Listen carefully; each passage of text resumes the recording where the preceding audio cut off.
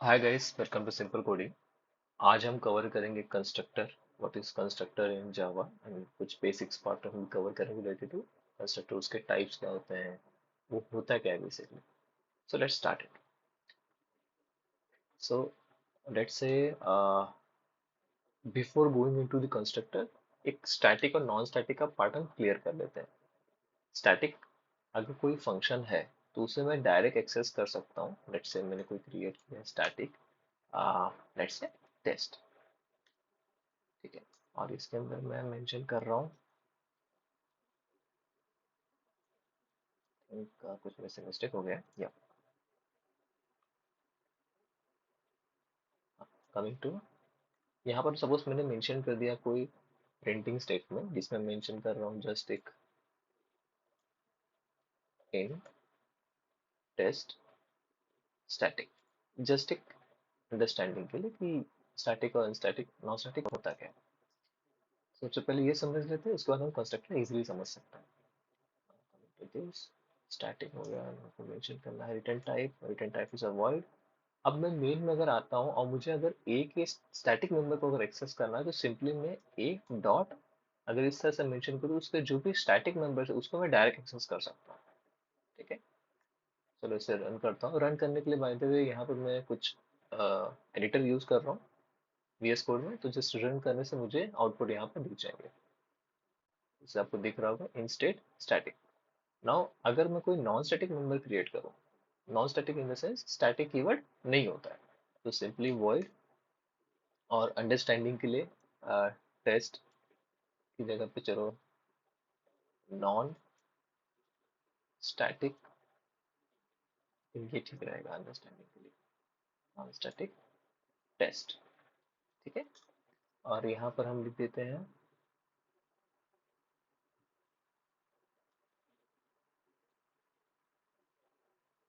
Test की जगह पे सेम फंक्शन नाम और एज इन कमेंट में। नाउ अभी मैं क्या करता हूँ, मेन में अगर मैं आ भी जाऊँ और मुझे उस नॉन स्टैटिक को अगर एक्सेस करना है, तो जैसे आप देख सकते हो, अगर मैं यहाँ मेंशन भी कर दूँ सेम फंक्शन, तो भी वो मुझे एरर थ्रो कर रहा है। वो ये बोल रहा है कि ये नॉन स्टैटिक मेंबर यहाँ पर एक्सेसिबल नहीं है, बेसिकली वो एग्जिस्ट ही नहीं करता उसके लिए। तो वो केस में अगर हमको नॉन स्टैटिक मेंबर को अगर एक्सेस करना होता है, सबसे पहले हम उसका ऑब्जेक्ट क्रिएट करते हैं। ठीक है, और ऑब्जेक्ट क्रिएट करने का कुछ वे इस तरह से है कि आप उसका टाइप मेंशन करते हैं, डेटा टाइप कौन सा रहेगा। जनरली ये वही रहता है जो हम क्लास बेसिकली ऑब्जेक्ट क्रिएट करना चाहते हैं, जैसे न्यू ए।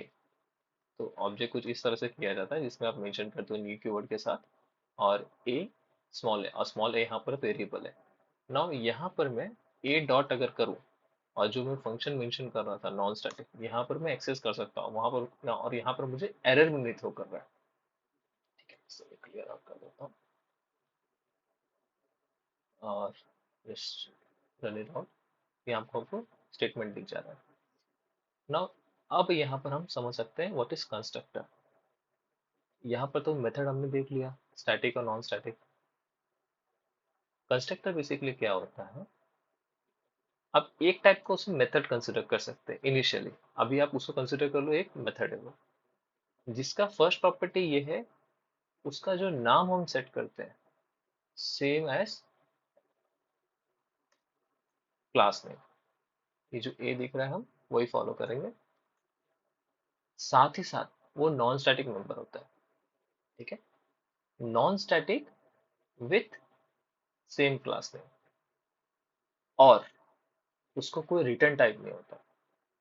तो बेसिकली वो कुछ इस तरह से दिखता है, non static member with no return type and having a same name as a class name। Okay, तो इस तरह से हम डिफाइन करते हैं कंस्ट्रक्टर, और इसे हम कंस्ट्रक्टर कहते हैं। नाउ अंडरस्टैंडिंग के लिए हम यहाँ पर एक प्रिंट स्टेटमेंट डाल देते हैं।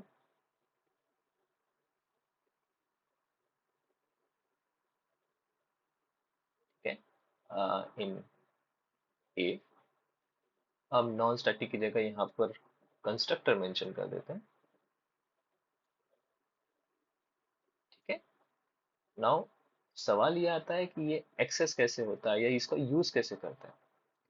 तो जैसे ही हम इसको ऑब्जेक्ट क्रिएट करते हैं जिस क्लास में वो है, तो लेट्स से अभी हम क्रिएट कर रहे हैं ए का, तो हम पहले कीवर्ड मेंशन करते हैं न्यू, देन हम मेंशन करते हैं उस क्लास का नाम। अगर आप ऑब्जर्व करेंगे तो यहाँ पर ए ओपन एंड क्लोज ब्रैकेट्स और यहाँ पर जो A and open and close brackets वो सेम है। ठीक है, जस्ट एक आइडिया दे रहा हूँ। तो जब भी हम ऑब्जेक्ट क्रिएट करते हैं वो टाइम पे बाय डिफॉल्ट कंस्ट्रक्टर क्रिएट हो जाता है। इन केस अगर आप नहीं भी मेंशन करते हो ये पार्ट, तो कंपाइलर ये पार्ट ऐड कर देता है जिसके अंदर ये स्टेटमेंट या कुछ भी लॉजिक नहीं लिखा होता है, वो सिंपली कुछ इस तरह से रहता है, दैट्स इट, और अंदर कुछ नहीं होता उसके। ये हो गया, ये कंपाइलर ऐड करता है जिसे हम डिफॉल्ट कंस्ट्रक्टर बोलते हैं। बट अगर अगर हम लोग इसे ऐड करें अपने साइड से, तो ये डिफॉल्ट कंस्ट्रक्टर में नहीं आता है। ये आप बोल सकते हो it is added by programmer. तो इसमें भी दो तरह के होते हैं। अगर हम नहीं पास कर रहे कोई भी आर्गुमेंट, तो नो आर्गुमेंट कंस्ट्रक्टर। तो ये क्या हमारा हो जाएगा, नो आर्गुमेंट कंस्ट्रक्टर।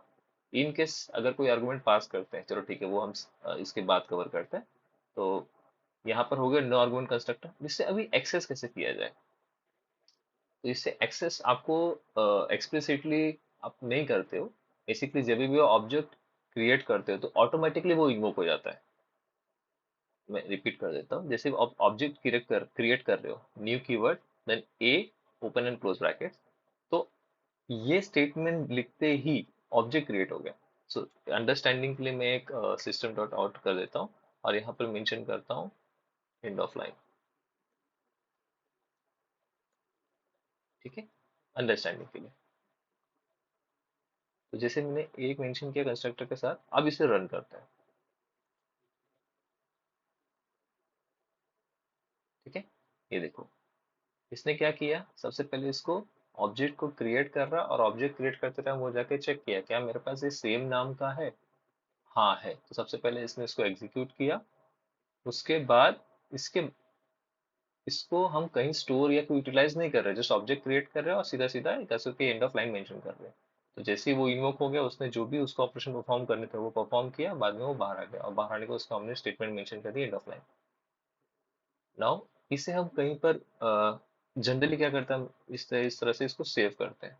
बट हमारे अंडरस्टैंडिंग के लिए ये यूज नहीं है फिलहाल, बिकॉज हम कंस्ट्रक्टर को समझ रहे हैं। ठीक है, तो ये हमारा हो गया नो आर्गुमेंट कंस्ट्रक्टर, जिसमें हम कोई आर्गुमेंट पास नहीं कर रहे हैं। नाउ इन केस अगर मुझे कोई आर्गुमेंट पास करना है, तो लेट से मैंने कोई नंबर पास कर दिया 10। ठीक है, अब मैं क्या करूंगा, यहाँ पर आके मैच करने का ट्राई कर रहा हूँ, क्या मेरे पास ऐसा कोई कंस्ट्रक्टर है जो ए और विद कोई पैरामीटर कैच नहीं है। तो यहाँ पर मैं वो क्रिएट करूंगा। सेम कंस्ट्रक्टर क्रिएट करने का फर्स्ट रूल, आपको कोई रिटर्न टाइप नहीं देना है। ठीक है, नॉन स्टैटिक मेंबर है तो आपको सिंपली नाम रखना है, same as class name, then open and closing braces, और यहाँ पर आपको एक आर्गुमेंट कैच करना है। वो किस टाइप का होगा, यहाँ पर एक एग्जांपल के तौर पर हम समझ रहे हैं इंट टाइप। तो यहाँ पर लेट्स से हम मेंशन कर देंगे इंट। तो इंट, और लेट्स से अभी हम इंट को एक वेरिएबल दे देते हैं नम। ठीक है, और यहाँ पर हम एक एसओपी स्टेटमेंट डाल देंगे जो जस्ट एक प्रिंट करेगा इन पैरामीटराइज कंस्ट्रक्टर, इन पैरम कंस्ट्रक्टर। कंस्ट्रक्टर की जगह पे मैं इसे इस तरह से मेंशन कर देता हूँ। ठीक है, इंट नाम, एक अंडरस्टैंडिंग के लिए। नाउ अभी मैं वापस आता हूँ और यहाँ पर मैंने मेंशन किया है ए और ब्रैकेट में 10। तो वो जाके मैच करेगा मेरे पास कुछ है इस तरह का, हाँ है। चलो इसे अब रन करते हैं। इसे हम रन करेंगे तो बाय डिफॉल्ट वो ऑब्जेक्ट जब क्रिएट करने जाएगा तो वो मैच करना चाहिए इसके साथ नहीं मैच किया तो वो इसके साथ मैच करेगा, इसमें जो भी वैल्यूज रहेंगे वो उसे वो प्रिंट करने का ट्राई करेगा। चलो ठीक है, कोशिश करते हैं अभी। Right.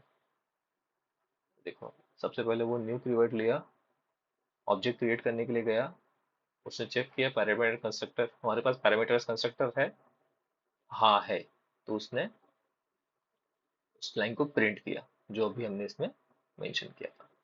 अगर इन केस अगर ये नहीं रहता तो वो एरर थ्रो कर देता है कंपाइल टाइम पे, ये पैरामीटर कंस्ट्रक्टर एग्जिस्ट नहीं करता है जिसे आप एक्सेस करने का ट्राई कर रहे हो।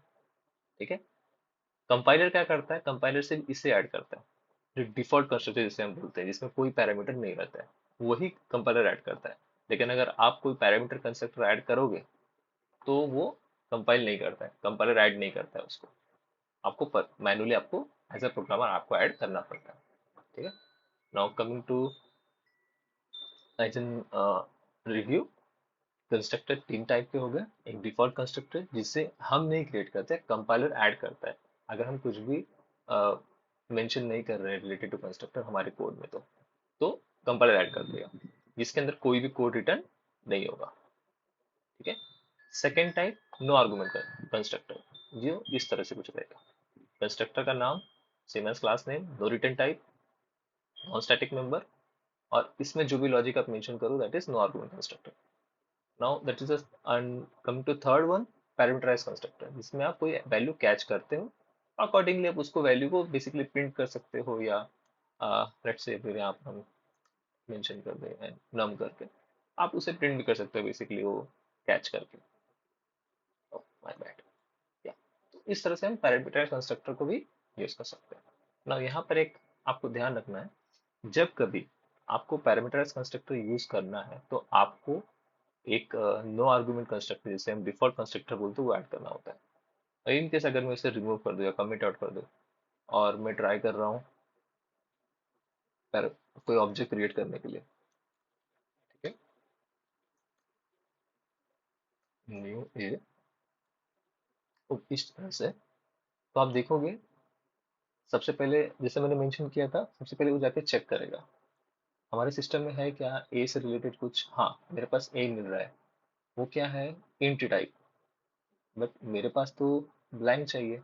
तो ये अलाउ कंपाइलर अलाउ नहीं करता है, कंपाइलर सिर्फ और सिर्फ ये देखता है कि अगर कुछ नहीं है इसमें तो वो ऐड कर देगा blank default constructor, but in case अगर कुछ है तो वो मैच करने का ट्राई करेगा, अगर वो नहीं मिल रहा है तो एरर थ्रो कर देगा।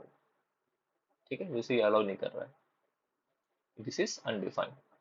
तो सबसे पहले ये बात का ध्यान रखना है कि जब कभी हमको पैरामीटराइज कंस्ट्रक्टर यूज करना है, सबसे पहले हमको नो आर्गुमेंट या नो पैरामीटर कंस्ट्रक्टर को लिखना पड़ेगा, भले ही उसमें आप कोई लॉजिक मत लिखो चलेगा।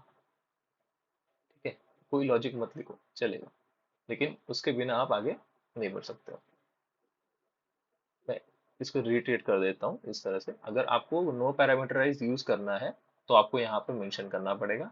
बट इन केस लेट से आपको कोई पैरामीटर वाला यूज करना है, जैसे मैंने मेंशन किया 10 और ये नहीं है, ठीक है, तो उस हमारा पहला रूल क्या था, सबसे पहले वो ऑब्जेक्ट क्रिएट कर, सबसे पहले वो मैच करेगा ए के साथ कोई इंटीजर 10 वाला कैच करने वाला है क्या कंस्ट्रक्टर। हाँ, हमारे पास है, तो वो एरर थ्रो नहीं कर रहा है। चलो ये भी देख लेते हैं ये वर्क करता है क्या। ठीक है, जिसमें हमने ये कमिट आउट कर दिया है, सिर्फ और सिर्फ हमारे पास पैरामीटराइज वाला है, ये सिनेरियो भी कवर करता है। हाँ, देखो ये वर्क कर रहा है।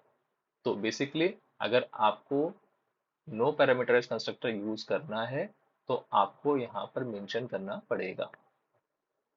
ओके। तो इसे हम अगर जावा के जनरल टर्म्स में कंसिडर करें तो बेसिकली वो मैच करने का ट्राई कर रहा है, अगर उसे मैच नहीं मिलता है तो वो एरर थ्रो कर देता है। आई होप गाइस आपको कंस्ट्रक्टर क्या होता है वो क्लियर हो गया होगा। अभी हम पीपीटी के थ्रू एक स्टेटमेंट समझ लेते हैं। स्टेटमेंट बेसिकली हम किस तरह से उसको डिफाइन कर सकते हैं। तो first thing, constructor have a same name as a class name. Constructor are the non static member in Java, जैसे मैंने मेंशन किया था। Now every class must and should have a constructor, अगर नहीं होगा तो कंपाइलर ऐड कर देता है। अभी नाउ आई थिंक जो मैंने मेंशन किया वो यहाँ पर है, if the constructor is not specified by a programmer, अगर आप नहीं ऐड करते हो, कुछ स्पेसिफाई नहीं करते हो सेम एज क्लास नेम, तो वो क्या करता है, कंपाइलर उसको ऐड करता है, कौन सा, default constructor during the compilation. Now तीन तरह के कंस्ट्रक्टर होते हैं, default, no argument and parameterised. अभी हमारे पास कुछ की पॉइंट्स हैं, वो ध्यान रखना है। जैसे कि कंस्ट्रक्टर जो होता है वो कभी क्रिएट होता है, ऑब्जेक्ट क्रिएशन के टाइम। ठीक है, and it is use to initialise the object with non static member. तो बेसिकली अगर आप ऑब्जेक्ट क्रिएट कर रहे हो तो ही आप नॉन स्टैटिक मेंबर को एक्सेस कर पाओगे।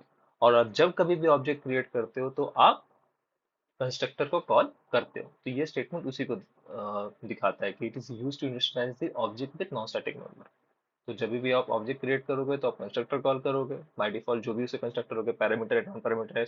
उसके बाद वो ऑब्जेक्ट क्रिएट हो गए, उसके बाद ही आप नॉन स्टैटिक मेंबर को एक्सेस कर पाओगे। And we can write a instruction inside the constructor block. Those instructions are called programmer return statement.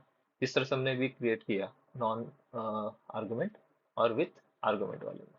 Basically parameterise constructor और नॉन पैरामीटर कंस्ट्रक्टर जिस हमने कन्वर्ट किया वो ये स्टेटमेंट को दिखा रहा है। आई होप गाइस आपको ये क्लियर हो गया होगा बेसिकली कंस्ट्रक्टर क्या होता है। ऐसे कुछ की पॉइंट्स आप जिस तरह से प्रोग्रामिंग आगे करते जाओगे सीखते रहोगे तो ये पॉइंट्स आपको बहुत ही हेल्पफुल होगा in future. If you have any doubts, just write a comment in comment section. We'll solve that doubt. Thank you guys.